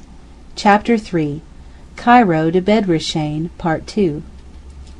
And now, as the afternoon wanes, we draw near to a dense, wide-spreading forest of stately date palms on the western bank, knowing that beyond them, though unseen, lie the mounds of Memphis and all the wonders of Saqqara. Then the sun goes down behind the Libyan hills, and the palms stand out black and bronzed against a golden sky, and the pyramids, left far behind, look grey and ghostly in the distance. Presently, when it is quite dusk and the stars are out, we moor for the night at Bedrashein, which is the nearest point for visiting Saqqara. There is a railway station here, and also a considerable village, both lying back about half a mile from the river, and the distance from Cairo, which is reckoned at 15 miles by the line, is probably about 18 by water. Such was our first day on the Nile, and perhaps before going farther on our way I ought to describe the Philae and introduce Rais Hassan and his crew. A dahabeah at the first glance is more like a civic or an Oxford University barge than anything in the shape of a boat with which we in England are familiar. It is shallow and flat-bottomed, and is adapted for either sailing or rowing. It carries 2 masts, a big one near the prow, and a smaller one at the stern. The cabins are on deck, and occupy the after part of the vessel, and on the roof of the cabins forms the raised deck, or open-air drawing-room already mentioned. This upper deck is reached from the lower deck by 2 little flights of steps, and is the exclusive territory of the passengers. The lower deck is the territory of the crew. A dahabeah is, in fact, not very unlike the Noah's Ark of our childhood, with this difference: The habitable part, instead of occupying the middle of the vessel, is all at one end, top-heavy and many-windowed, while the foredeck is not more than 6 feet above the level of the water. The hold, however, is under the lower deck, and so counterbalances the weight at the other end. Not to multiply comparisons unnecessarily, I may say that a large dahabeah reminds one of old pictures of the Bucentaur, especially when the men are at their oars. The kitchen, which is a mere shed like a Dutch oven in shape, and contains only a charcoal stove and a row of stewpans, stands between the big mast and the prow, removed as far as possible from the passengers' cabins. In this position the cook is protected from a favourable wind by his shed, but in the case of a contrary wind he is screened by an awning. How, under even the most favourable circumstances, these men can serve up the elaborate dinners which are the pride of a Nile cook's heart, is sufficiently wonderful, but how they achieve the same results when windstorms and sandstorms are blowing, and every breath is laden with the fine grit of the desert, is a little short of miraculous. Thus far all dahabeahs are alike. The cabin arrangements differ, however, according to the size of the boat, and it must be remembered that in describing the Philae I describe a dahabeah of the largest build, her total length from stem to stern being just 100 feet, and the width of her upper deck at the broadest part a little short of 20. Our floor being on a somewhat lower level than the men's deck, we went down 3 steps to the entrance door, on each side of which was an external cupboard, one serving as a storeroom and the other as a pantry. This door led into a passage out of which opened 4 sleeping cabins, 2 on each side. These cabins measured about 8 feet in length and 4½ in width, and contained a bed, a chair, a fixed washing stand, a looking glass against the wall, a shelf, a row of books, and under each bed 2 large drawers for clothes. At the end of this little passage another door opened into the dining saloon, a spacious, cheerful room some 23 or 24 feet long, situate in the widest part of the boat, and lighted by 4 windows on each side and a skylight. The panelled walls and ceiling were painted in white picked out with gold. A cushioned divan covered with a smart woolen reps ran along each side, and a gay Brussels carpet adorned the floor. The dining table stood in the centre of the room, and there was ample space for a piano, 2 little bookcases, and several chairs. The window curtains and portières were of the same reps as the divan, the prevailing colours being scarlet and orange.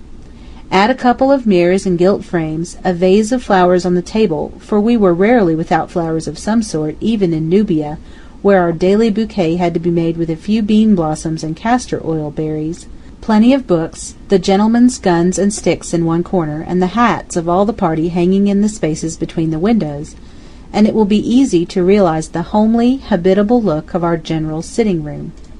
Another door and passage opening from the upper end of the saloon led to 3 more sleeping rooms, 2 of which were single and 1 double, a bathroom, a tiny back staircase leading to the upper deck, and the stern cabin saloon.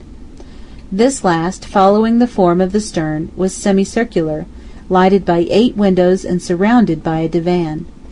Under this, as under the saloon divans, there ran a row of deep drawers, which, being fairly divided, held our clothes, wine, and books. The entire length of the dahabeah being exactly 100 feet, I take the cabin part to have occupied about 56 or 57 feet, that is to say, about 6 or 7 feet over the exact half, and the lower deck to have measured the remaining 43 feet. But these dimensions, being given from memory, are approximate. For the crew there was no sleeping accommodation whatever unless they chose to creep into the hold among the luggage and packing cases. But this they never did. They just rolled themselves up at night, heads and all, in rough brown blankets, and lay about the lower deck like dogs. The rais, or captain, the steersman, and 12 sailors, the dragoman, head cook, assistant cook, 2 waiters, and the boy who cooked for the crew, completed our equipment. Rais Hassan, short, stern-looking, authoritative, was a Cairo Arab. The dragoman, Elias Talhami, was a Syrian of Beirut. The 2 waiters, Michael and Habib, and the head cook, a wizened old cordon bleu named Hassan Bedawi, were also Syrians. The steersman and 5 of the sailors were from Thebes. 4 belonged to a place near Philae, 1 came from a village opposite Kam Ombo, 1 from Cairo, and 2 were Nubians from Aswan. They were of all shades, from yellowish bronze to a hue not far removed from black, and though at the first mention of it nothing more incongruous can well be imagined than a sailor in petticoats and a turban, yet these men in their loose blue gowns, bare feet, and white muslin turbans, looked not only picturesque but dressed exactly as they should be. They were, for the most part, fine young men, slender but powerful, square in the shoulders, like the ancient Egyptian statues, with the same slight legs and long flat feet. More docile, active, good-tempered, friendly fellows never pulled an oar. Simple and trustful as children, frugal as anchorites, they worked cheerfully from sunrise to sunset, sometimes towing the dahabeah on a rope all day long like barge horses, sometimes punting for hours, which is the hardest work of all, yet always singing at their task, always smiling when spoken to, and made as happy as princes with a handful of coarse Egyptian tobacco or a bundle of fresh sugar canes bought for a few pence by the riverside. We came to know them all by name: Mehemet Ali, Salome, Khalifa, Rizqali, Hassan, Musa, and so on. And as none of us ever went on shore without 1 or 2 of them to act as guards and attendants, and as the poor fellows were constantly getting bruised hands or feet and coming to the upper deck to be doctored, a feeling of genuine friendliness was speedily established between us.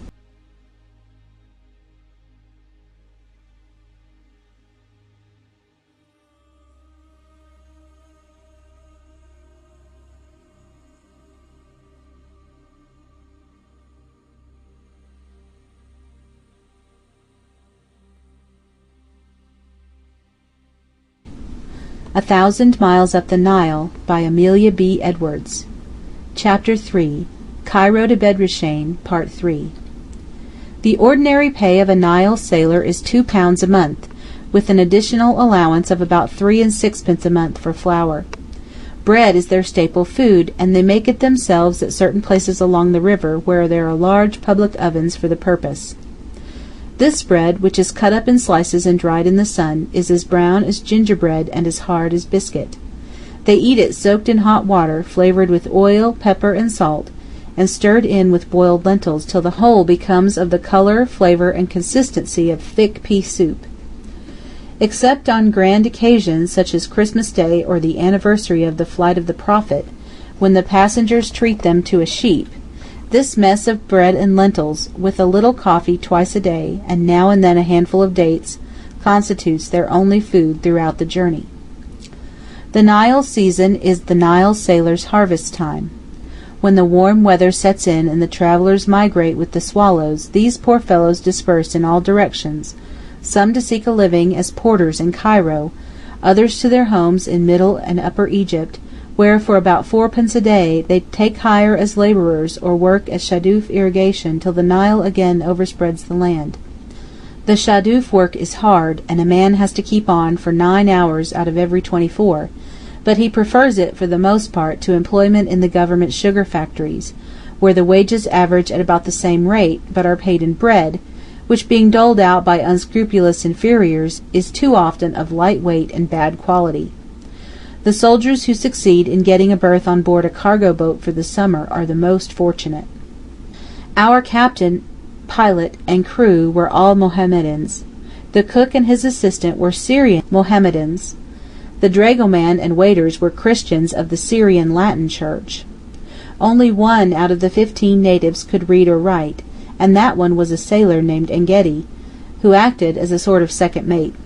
He used sometimes to write letters for the others, holding a scrap of tumbled paper across the palm of his left hand, and scrawling rude Arabic characters with a reed pen of his own making. This Engedi, though perhaps the least interesting of the crew, was a man of many accomplishments, an excellent comic actor, a bit of a shoemaker, and a first-rate barber. More than once, when we happened to be stationed far from any village, he shaved his messmates all around, and turned them out with heads as smooth as billiard balls. There are, of course, good and bad Mohammedans, as there are good and bad churchmen of every denomination, and we had both sorts on board. Some of the men were very devout, never failing to perform their ablutions and say their prayers at sunrise and sunset. Others never dreamed of doing so. Some would not touch wine, had never tasted it in their lives, and would have suffered any extremity rather than break the law of their prophet. Others had a nice taste in clarets, and a delicate appreciation of the respective merits of rum or whiskey punch. It is, however, only fair to add that we never gave them these things except on special occasions, as on Christmas Day, or when they had been wading in the river, or in some other way undergoing extra fatigue in our service. Nor do I believe there was a man on board who would have spent a para of his scanty earnings on any drink stronger than coffee. Coffee and tobacco are, indeed, the only luxuries in which the Egyptian peasant indulges, and our poor fellows were never more grateful than when we distributed among them a few pounds of cheap native tobacco. This abominable mixture sells in the bazaars at 6d. the pound, the plant from which it is gathered being raised from inferior seed in a soil chemically unsuitable, because wholly devoid of potash. Also, it is systematically spoiled in the growing. Instead of being nipped off when green and dried in the shade, the leaves are allowed to wither on the stalk before they are gathered.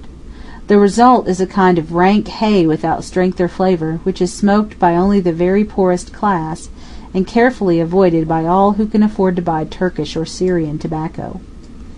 Twice a day, after their midday and evening meals, our sailors were wont to sit in a circle and solemnly smoke a certain big pipe of the kind known as a hubble-bubble. This hubble-bubble, which was of most primitive make and consisted of a cocoa-nut and 2 sugar canes, was common property, and being filled by the captain went round from hand to hand, from mouth to mouth, while it lasted.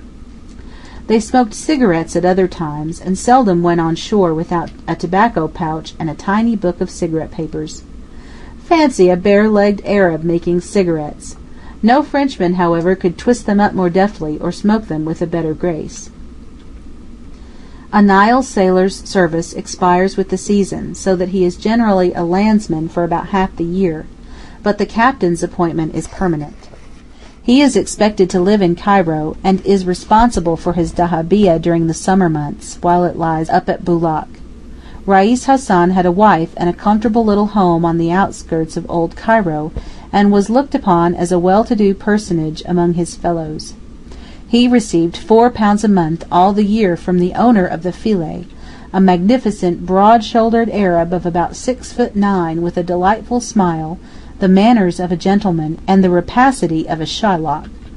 Our men treated us to a concert that first night, as we lay moored under the bank near Bedrashane. Being told that it was customary to provide musical instruments, we had given them leave to buy a tar and a darabuka before starting. The tar, or tambourine, was pretty enough, being made of rosewood inlaid with mother-of-pearl, but a more barbarous affair than the darabuka was surely never constructed. This primitive drum is about 1.5 feet in length, funnel-shaped, moulded of sun-dried clay like the kulas, and covered over at the top with a strained parchment. It is held under the left arm and played like a tom-tom with the fingers of the right hand, and it weighs about 4 pounds. We would willingly have added a double pipe or a cocoa-nut fiddle to the strength of the band, but none of our men could play them. The tar and darabuka, however, answered the purpose well enough, and were perhaps better suited to their strange singing than more tuneful instruments. We had just finished dinner when they began. First came a prolonged wail that swelled and sank and swelled again, and at last died away. This was the principal singer leading off with the keynote. The next followed suit on the third of the key, and finally all united in one long, shrill, descending cry, like a yawn or a howl or a combination of both. This, twice repeated, preluded their performance and worked them up, apparently, to the necessary pitch of musical enthusiasm. The primo tenore then led off in a quavering roulade, at the end of which he slid into a melancholy chant to which the rest sang chorus. At the close of each verse they yawned and howled again, while the singer, carried away by his emotions, broke out every now and then into a repetition of the same amazing and utterly indescribable vocal wriggle with which he had begun. Whenever he did this, the rest held their breath in respectful admiration, and uttered an approving "Ah!" which is here the customary expression of applause. We thought their music horrible that first night, I remember, though we ended, as I believe most travellers do, by liking it. We, however, paid them the compliment of going up on deck and listening to their performance. As a night scene, nothing could be more picturesque than this group of turbaned Arabs sitting in a circle, cross-legged with a lantern in the midst. The singer quavered, the musicians thrummed, the rest softly clapped their hands to time and waited their turn to chime in with the chorus. Meanwhile the lantern lit up their swarthy faces and their glittering teeth. The great mast towered up into the darkness. The river gleamed below. The stars shone overhead. We felt we were indeed strangers in a strange land.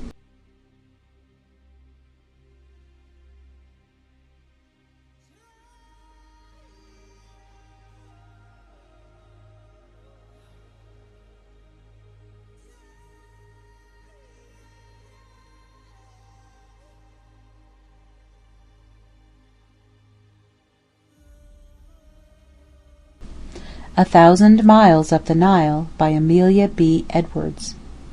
Chapter 4. Sakkara and Memphis, Part 1. Having arrived at Bedrashen after dark, and there moored for the night, we were roused early next morning by the furious squabbling and chattering of some 50 or 60 men and boys who, with a score or two of little rough-coated, depressed-looking donkeys, were assembled on the high bank above. Seen thus against the sky, their tattered garments fluttering in the wind, their brown arms and legs in frantic movement, they looked like a troop of mad monkeys let loose. Every moment the uproar grew shriller. Every moment more men, more boys, more donkeys appeared upon the scene. It was as if some new Cadmus had been sowing boys and donkeys broadcast, and they had all come up at once for our benefit.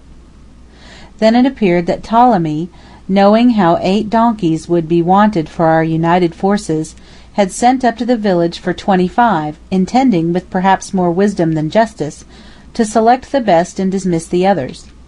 The result was overwhelming. Misled by the magnitude of the order, and concluding that Cook's party had arrived, every man, boy, and donkey in Bedrashen and the neighbouring village of Mitrahina had turned out in hot haste and rushed down to the river, so that by the time breakfast was over there were steeds enough in readiness for all the English in Cairo.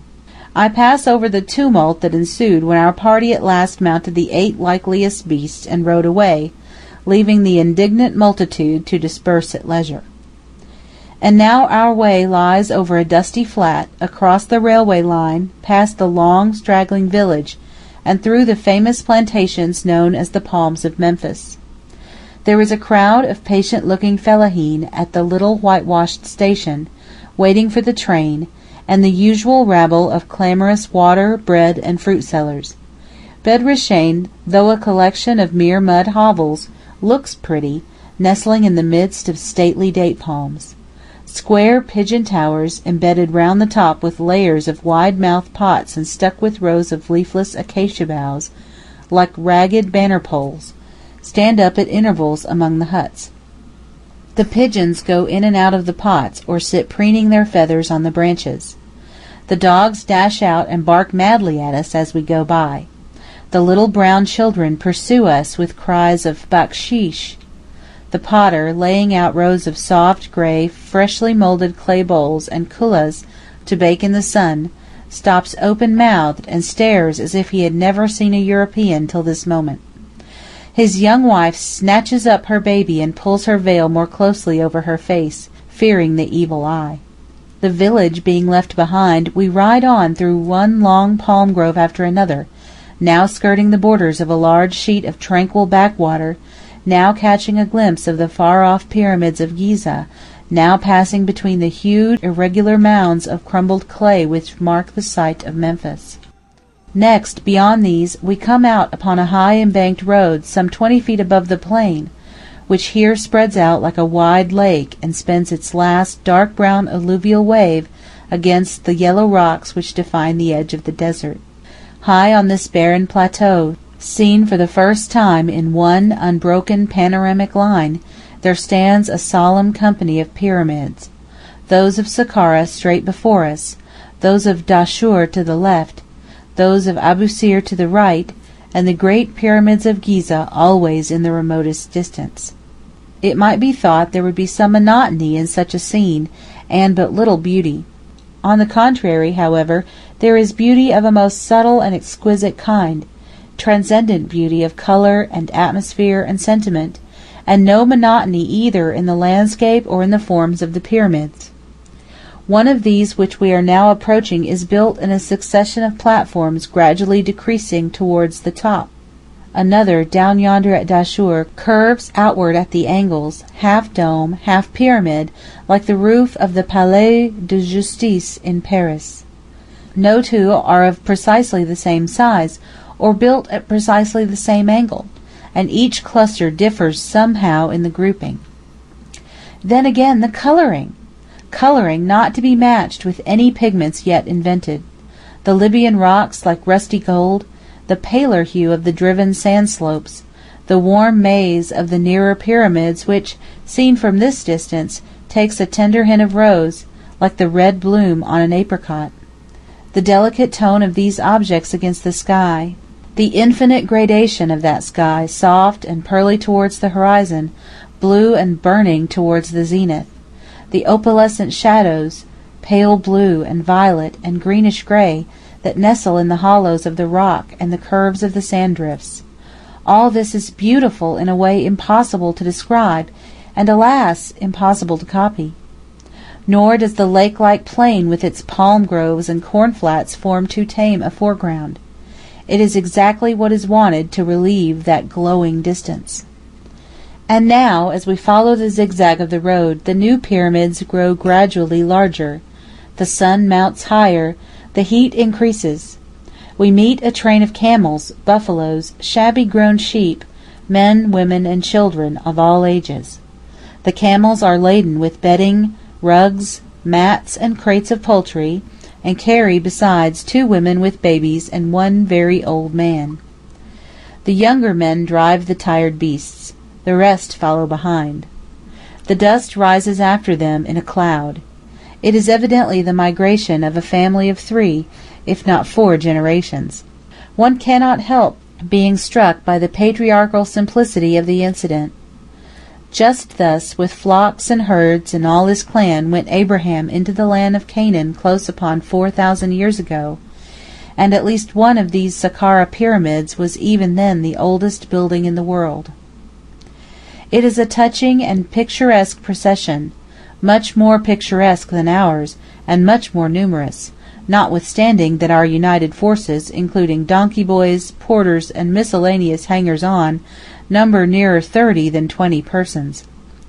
For there are the M.B.'s and their nephew, and El and the rider, and El's maid, and Ptolemy, all on donkeys, and then there are the owners of the donkeys, also on donkeys, and then every donkey has a boy, and every boy has a donkey, and every donkey boy's donkey has an inferior boy in attendance.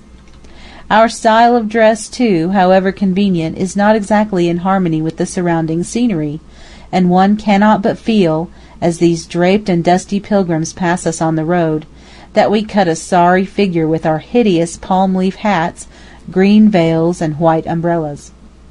But the most amazing and incongruous personage in our whole procession is unquestionably George. Now George is an English north country groom whom the M.B.'s have brought out from the wilds of Lancashire, partly because he is a good shot and may be useful to Master Alfred after birds and crocodiles, and partly from a well-founded belief in his general abilities. And George, who is a fellow of infinite jest and infinite resource, takes to Eastern life as a duckling to the water. He picks up Arabic as if it were his mother tongue. He skins birds like a practised taxidermist. He can even wash and iron on occasion. He is, in short, groom, footman, housemaid, laundry-maid, stroke-oar, gamekeeper, and general factotum all in one. And besides all this, he is gifted with a comic gravity of countenance that no surprises and no disasters can upset for a moment. To see this worthy anachronism cantering along in his groom's coat and gaiters, livery buttons, spotted neckcloth, tall hat, and all the rest of it, his long legs dangling within an inch of the ground on either side of the most diminutive of donkeys, his double-barreled fowling-piece under his arm, and that imperturbable look on his face, one would have sworn that he and Egypt were friends of old, and that he had been brought up on pyramids from his earliest childhood. It is a long and shelterless ride from the palms to the desert, but we come to the end of it at last, mounting just such another sand slope as that which leads up from the Giza road to the foot of the Great Pyramid. The edge of the plateau here rises abruptly from the plain in one long range of low perpendicular cliffs, pierced with dark mouths of rock-cut sepulchres, while the sand slope by which we are climbing pours down through a breach in the rock, as an alpine snowdrift flows through a mountain gap from the ice level above. And now, having dismounted through compassion for our unfortunate little donkeys, the first thing we observe is the curious mixture of débris underfoot. At Giza one treads only sand and pebbles, but here at Sakkara the whole plateau is thickly strewn with scraps of broken pottery, limestone, marble and alabaster, flakes of green and blue glaze, bleached bones, shreds of yellow linen, and lumps of some odd-looking dark brown substance, like dried-up sponge. Presently someone picks up a little noseless head of one of the common blue-water funeral statuettes, and immediately we all fall to work, grubbing for treasure. A pure waste of precious time, for though the sand is full of débris, it has been sifted so often and so carefully by the Arabs that it no longer contains anything worth looking for. Meanwhile one finds a fragment of iridescent glass, another a morsel of shattered vase, a third an opaque bead of some kind of yellow paste, and then, with a shock which the present writer at all events will not soon forget, we suddenly discover that these scattered bones are human, that those linen shreds are shreds of ceramic cloths, that yonder odd-looking brown lumps are rent fragments of what once was living flesh. And now for the first time we realize that every inch of this ground on which we are standing, and all those hillocks and hollows and pits in the sand, are violated graves. Ce n'est que le premier pas que coûte. We soon become quite hardened to such sights, and learned to rummage among dusty sepulchres with no more compunction than would have benefited a gang of professional body-snatchers. These are experiences upon which one looks back afterwards with wonder and something like remorse, but so infectious is the universal callousness, and so overmastering is the passion for relic hunting, that I do not doubt we should again do the same things under the same circumstances. Most Egyptian travelers, if questioned, would have to make a similar confession. Shocked at first, they denounce with horror the whole system of sepulchre excavation, legal as well as predatory, acquiring, however, a taste for scarabs and funerary statuettes. They soon begin to buy with eagerness the spoils of the dead. Finally they forget all their former scruples, and ask no better fortune than to discover and confiscate a tomb for themselves. Notwithstanding that I had first seen the pyramids of Giza, the size of the Sakkara group, especially of the pyramided platforms, took me by surprise. They are all smaller than the pyramids of Khufu and Khafra, and would no doubt look sufficiently insignificant if seen with them in close juxtaposition, but taken by themselves they are quite vast enough for grandeur. As for the pyramid in platforms, which is the largest at Sakkara, and next largest to the pyramid of Khafra, its position is so fine, its architectural style so exceptional, its age so immense, that one altogether loses sight of these questions of relative magnitude. If Egyptologists are right in ascribing the royal title hieroglyphed on the inner door of this pyramid to Ouenephes, the fourth king of the first dynasty, then it is the most ancient building in the world. It had been standing from 500 to 700 years when King Khufu began his great pyramid at Giza. It was over 2,000 years old when Abraham was born. It is now about 6,800 years old according to Manetho and Mariette, or about 4,800 according to the computation of Bunsen. One's imagination recoils upon the brink of such a gulf of time. The door of this pyramid was carried off, with other precious spoils, by Lepsius, and is now in the museum at Berlin. The evidence that identifies the inscription is tolerably direct. According to Manetho, an Egyptian historian who wrote in Greek and lived in the reign of Ptolemy Philadelphus, King Ouenephes built for himself a pyramid at a place called Kakom. Now a tablet discovered in the Serapeum by Mariette gives the name of Kakem to the necropolis of Saqqara, and as the pyramid in stages is not only the largest on this platform, but is also the only one in which a royal cartouche has been found, the conclusion seems obvious.